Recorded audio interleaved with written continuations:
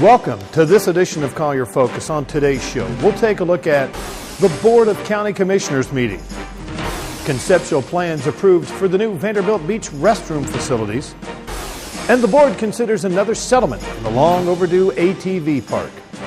I'm Troy Miller. We'll cover these stories and more next on Collier Focus. Stay tuned. Whether reporting on the latest news stories or hot issues, taking a look at county government services, or announcing what's happening around the county, this is Collier Focus, bringing government home. At the recent Board of County Commissioners meeting, almost everyone agreed the current restroom facilities at Vanderbilt Beach are outdated and in serious need of an upgrade. Coastal Zone Management Director Gary McAlpin presented the board with a conceptual plan for the replacement of the Vanderbilt Beach restrooms with a new facility that includes bathrooms, concession stand, and an observation deck. The proposed facility has been positioned in such a way that it will not extend beyond the existing beach vegetation line, nor will it extend further seaward than any other buildings along Gulf Shore Drive or south of the proposed location. In fact, it is planned to be as unobtrusive as possible, tucked in among existing mature trees and vegetation, so as to preserve existing views for residents and beachgoers. Commissioner Frank Hallis endorsed the proposal. I think there's a benefit here for everybody. And again, I understand where the people in Vanderbilt Beach are concerned. But I'm not only your commissioner, but I'm the commissioner of the rest of this county. And we have 315,000 people. And beach access has been a very, very important part of what we need to do to address issues to get people to the beach. And as far as the observation deck, how many of you people live in a condo where you're anywhere from 1 story to 10 stories up looking over the Gulf?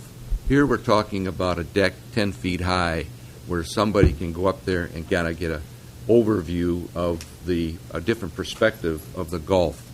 And I don't think it's egregious. I think we're trying to look at this and keep everybody well informed, and also looking at the possibility that this is not going to present a problem where people are going to be looking in somebody's bedroom or anything else. And this facility is not just for the present. This facility is basically going to be probably there for another 25 or 30 years. And we're obviously going to have an influx of more residents as we get through this particular problem. And this is a good time to, another way of looking at this, is a good time to put people to work on projects. So, yeah, it's a lot of money, but you know what? The end result is that we're going to put people to work, and we're going to also have amenities here for people to enjoy, not just the people that live in this area, but hopefully all of Collier County. The board approved the conceptual plan in a 4-1 vote, with Commissioner Tom Henning voting not in favor. The Tourist Development Council at its June 28th meeting approved $160,000 for conceptual engineering, design engineering, permitting, and contract bidding for the project. The plan will now go back to the board for further approval. The proposed facilities are consistent with the existing beach park facilities at Tiger Tail, Clam Pass, Barefoot, and Loudermilk Park.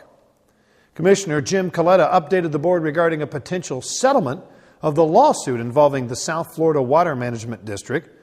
The county sued SFWMD after the district failed to provide a pledged 640-acre site for ATV users in exchange for the county turning over roads in the Picayune Strand State Forest for Everglades restoration. The original agreement was made back in 2003. The compromise may be a 360-acre site in Hendry County. The Tri-County mine is northwest of Immokalee along State Road 82. The Water Management District will also construct 2 fishing piers alongside the Jolly Bridge at Marco Island. Additionally, the district will also restore 625 acres of land next to Lake Trafford that will become a usable part of the Pepper Ranch. Commissioner Tom Henning's motion to direct the county attorney to negotiate a settlement with the district was passed unanimously. Any settlement will be back before the board for final approval. The Trust for Public Lands presented the board with the results of a public opinion survey designed to gauge public interest in raising taxes in order to purchase additional land next to the zoo to expand that facility. In 2004, the Trust for Public Lands brokered a sale of 130 acres of land, including the 50 acres where the zoo is located, from the Fleischman family to the county. At that time, voters approved up to a $40 million tax to purchase the land. The board voted 4-1 to let the voters decide whether or not to tax themselves for the proposed expansion by putting the question on the ballot. We want you to make that decision, which is what we did with the last time. And the zoo, we said, if you want the zoo and you want to pay for it, that's good, but you have to tell us by your vote. And the people did. We took out a bond issue, I guess, for 10 years. We were very fortunate. We paid it off in 4 years. The 22 acres the voters will decide whether or not to purchase was originally sold to a developer, but the sluggish economy killed the planned development.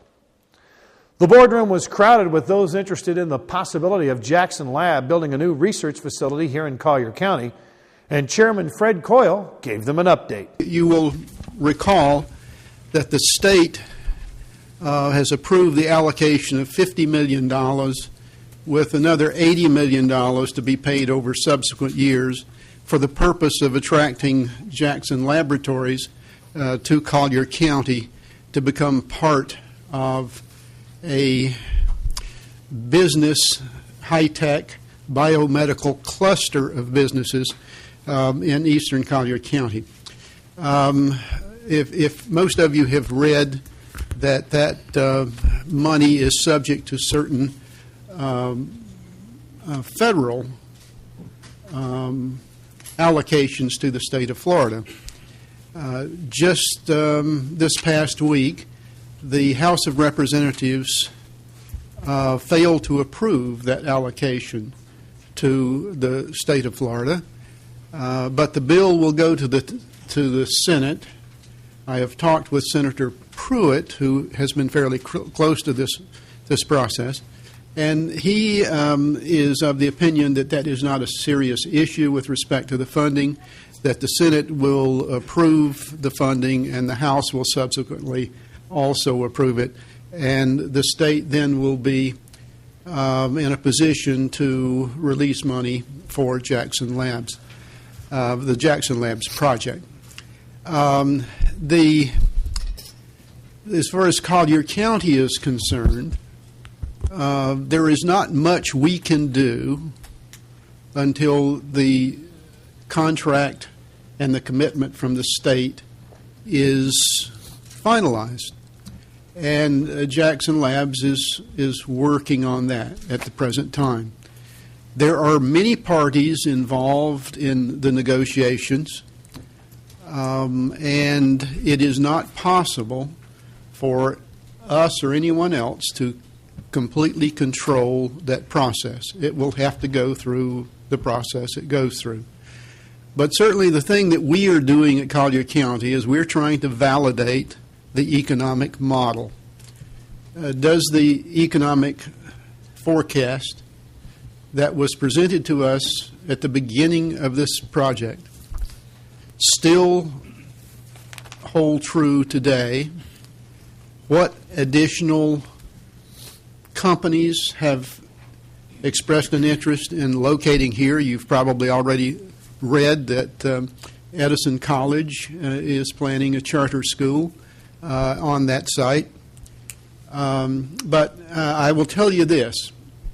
There is nobody involved in this discussion or evaluation that believes that Jackson Labs is the only organization to be part of this business group. You can see Chairman Coyle's entire update at our website, colliergov.net, or at YouTube channel called Collier Gov.